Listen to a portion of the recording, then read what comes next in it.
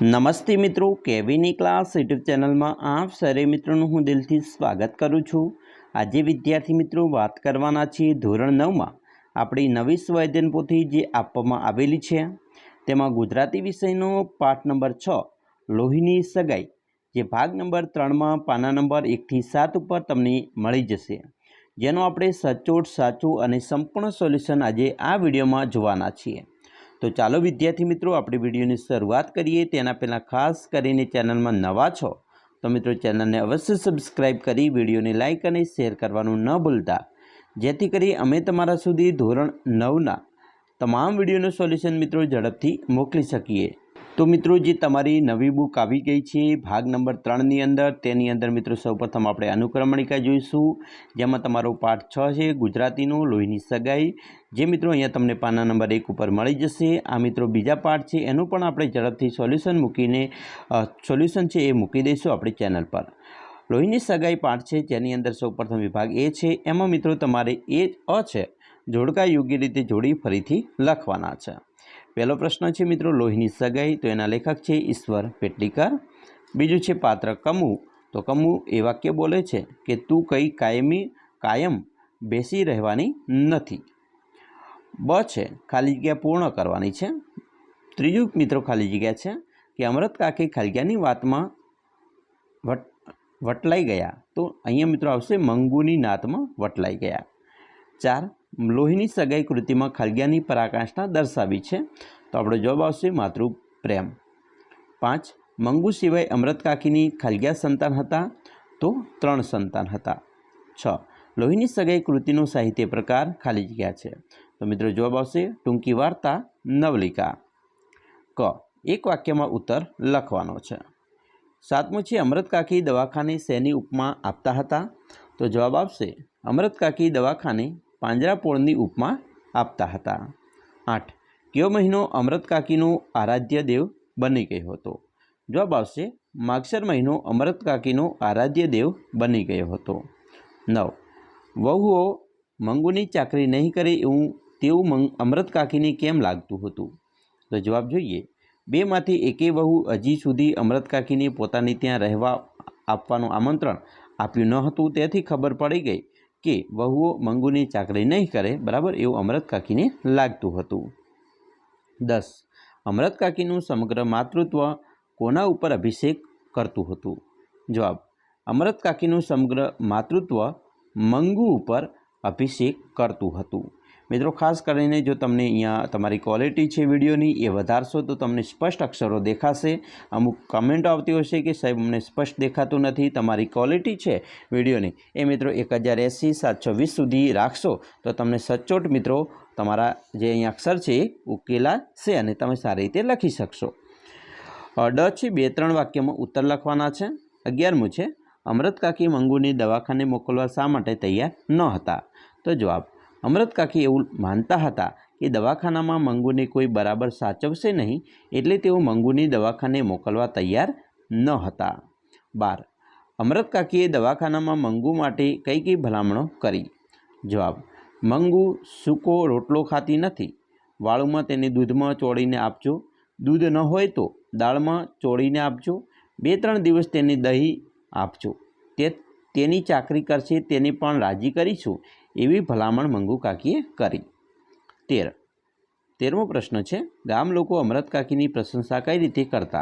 जवाब गाम लोको कहता आवी गांडी छोकरीने तो अमृत काकी ज उछेरी शके, बीजाने घरे होत तो क्यारनी भूखी तरसी मरी गई होत, अने जीवती होत तो पण आवुं हृदयपुष्ट शरीर तो न ज होत, एवा गाम लोको प्रशंसा अमृत काकीनी करता हता। ई छे 7-8 लीटी में उत्तर लखवाना छे। मित्रों अहींया 14मो प्रश्न है ममतामयी माँ तरीके अमृत काकी ने मूलवो? तो जवाब जोईए मंगू जन्मथी ज गांडी ने मूंगी हती, आथी अमृत काकी मंगू पर सविशेष ध्यान आपता। अमृत काकी एना उछेर अने चाकरी में कोई कसर न राखता। अमृत काकी दीकराना दीकरानुं ध्यान न राखता, तेथी वधारे मंगूनुं ध्यान राखता हता। वहुओ मंगूनी चाकरी नहीं करे एवुं लागता अमृत काकी मंगूने दवाखाना में मूकवानी नक्की करे छे। दवाखाने पण मंगूनुं ध्यान राखनार लोकोनो मंगू अंगे ખૂબ ભલામણો કરે છે.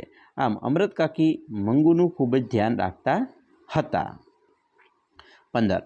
લોહીની સગાઈ વાર્તાનું હાલ તમારા શબ્દોમાં વર્ણવો. જવાબ: લોહીની સગાઈ એ મિત્રો ઈશ્વર પેટલીકરની ખૂબ જ ઉત્કૃષ્ટ નવલિકા છે.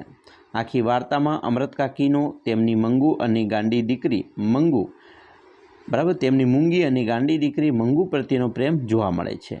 નાનપણથી જ અમૃત કાકી તેમના ચારેય સંતાનોમાંથી મંગુની સવિશેષ ધ્યાન રાખતા હતા. ગામ લોકો તો કહેતા કે આવી ગાંડી છોકરીને સેવા તો અમૃત કાકી જ કરી શકે. વહુઓ મંગુની ચાકરી કરે તેવું ન લાગતા છેવટે મંગુને દવાખાનામાં મૂકવાનો નિર્ણય કરવામાં આવે છે. દવાખાને મૂકવા જતાં પણ અમૃત કાકીની મનસ્થિતિ ન કહેવાય કે કહેવા જેવી હતી. તો આ જ રીતે આપણે જવાબ લખીશું. હવે આપણે જોવાના છે વિભાગ સી, વ્યાકરણ વિભાગ કહેવાય છે. વ્યાકરણની અંદર મિત્રો 16મો પ્રશ્ન છે, સાચી જોડણી શોધીને લખો. તો મિત્રો અહીંયા અભિષેક છે એ સાચી જોડણી છે, એ તમારે અહીંયા લખવાની છે. પારિચારિકા એ પણ સાચી જોડણી અહીંયા લખવાની છે. 17મો પ્રશ્ન છે, સંધિ છોડો. તો શ્રદ્ધાનો સંધિ થશે શ્રત વત્તા ધા, જે આપણે અહીંયા લખીશું. ને બ્રહ્માંડ, બ્રહ્મ વત્તા અંડ, તો અહીંયા આપણે લખીશું. 18. સંજ્ઞાના પ્રકાર ઓળખાવો. માગસર તો વ્યક્તિવાચક સંજ્ઞા, જે આપણે અહીંયા લખીશું. પરિચારિકા જાતિવાચક સંજ્ઞા, અને લાગણી ભાવવાચક સંજ્ઞા, જે આપણે મિત્રો અહીંયા લખવાની રહેશે. 19. સમાનાર્થી શબ્દ છે લોહી તો શોણિત, જે આપણે અહીંયા લખીશું. ઉપચાર તો સારવાર, ચાકરી તો સેવા. હવે આપણે જોવાના છે 20મો પ્રશ્ન, નીચે શબ્દમાં કયો પ્રત્યય રહેલો છે તે જણાવો. કજાત તો એ પૂર્વ પ્રત્યય છે, જેને આપણે અહીંયા લખીશું. અબૂત એ પૂર્વ પ્રત્યય છે, જેને આપણે અહીંયા લખીશું. 21. નીચેના શબ્દોના લિંગ ઓળખાવો. ઢોર તો એ નપુંસકલિંગ કહેવાય. આંખ સ્ત્રીલિંગ, દવાખાનું નપુંસકલિંગ, અને ટેવ સ્ત્રીલિંગ, જે મિત્રો આપણે અહીંયા લખવાના રહેશે. 22મો પ્રશ્ન છે, નીચેના વાક્યમાં અલંકાર ઓળખાવાના છે. પહેલું છે, માગસર મહિનો અમૃત કાકી માટે આરાધ્ય દેવ બની ગયો. તો અહીંયા મિત્રો રૂપક અલંકાર થશે. બીજું, દવાખાનામાં મૂકશો એટલે મહિના દાડામાં લાકડા જેવી થઈ જશે. એ મિત્રો જેવી શબ્દ આવે એટલે ઉપમા અલંકાર કહેવાય. ત્રીજું, મંગુ જાણે ડાહ્યાની માફક વર્તન કરવા લાગી. જાણે રાખી શકે એ મિત્રો ઉત્પ્રેક્ષા અલંકાર માટેની ગુરુચાવી કહી શકાય. 23. નીચેના શબ્દોનો સાચો સમાસ મિત્રો ઓળખવાનો છે. ભૂખી તરસી, ભૂખી અને તરસી દ્વંદ્વ સમાસ. કન્યા વિદ્યાલય, કન્યા અને વિદ્યાલય એ દ્વંદ્વ સમાસ થશે. 24મો પ્રશ્ન છે, નીચેના વાક્યમાંથી વિશેષણ શોધો. તો મિત્રો અબૂધ છે, તો અબૂધ એ ગુણવાચક વિશેષણ કહેવાય. અને ખોડો એટલે મિત્રો વિકલાંગ, એ પણ ગુણવાચક વિશેષણ છે. 25. નીચેના વાક્યમાંથી સર્વનામ શોધો.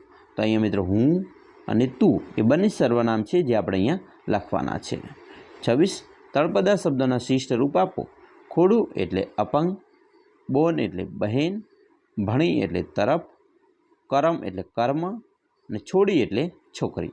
તો આ આપણે તળપદા શબ્દ પણ લખીશું. 27મો પ્રશ્ન છે, વિરોધી શબ્દ લખવાના છે.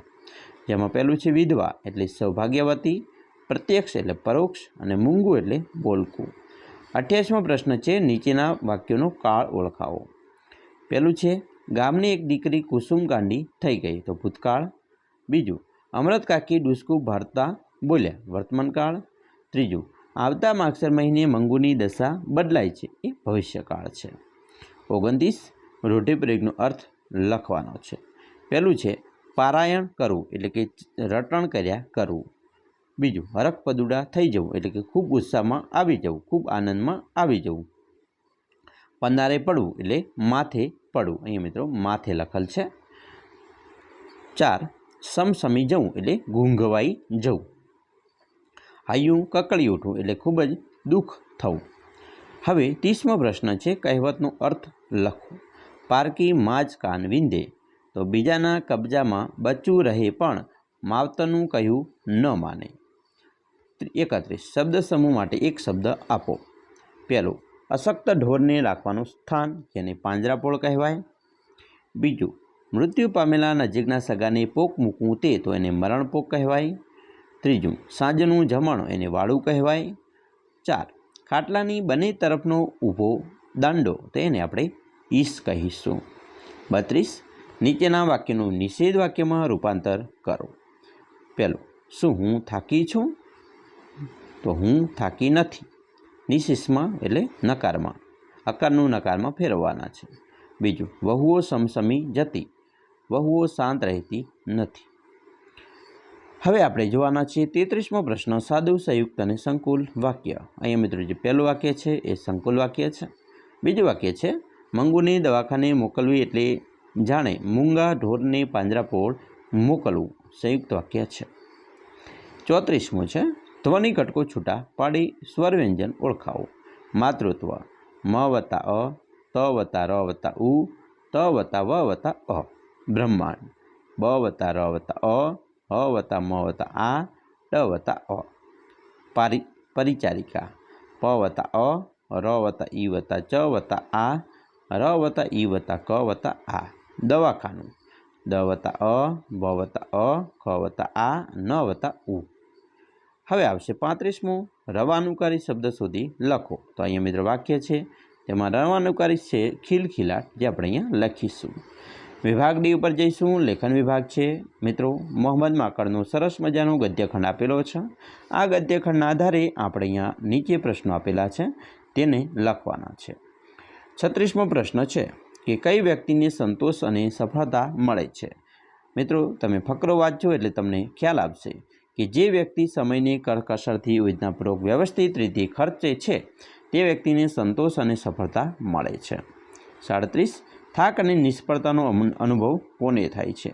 તો જે વ્યક્તિ સમયને આડેધડ ખર્ચી નાખે છે કે અવિચારપણે વેડફી નાખે છે તો એને થાક અને નિષ્ફળતાનો અનુભવ થાય છે. 38, કઈ વ્યક્તિ પાસે સમય અને શક્તિ જમા થાય છે? જવાબ, જે વ્યક્તિ પોતાના સમયની વધુમાં વધુ બચત કરી શકે તેની પાસે વધુમાં વધુ સમય જમા થઈ શકે અને જેની પાસે વધારે સમય જમા થાય તેની પાસે શક્તિ પણ જમા થાય છે.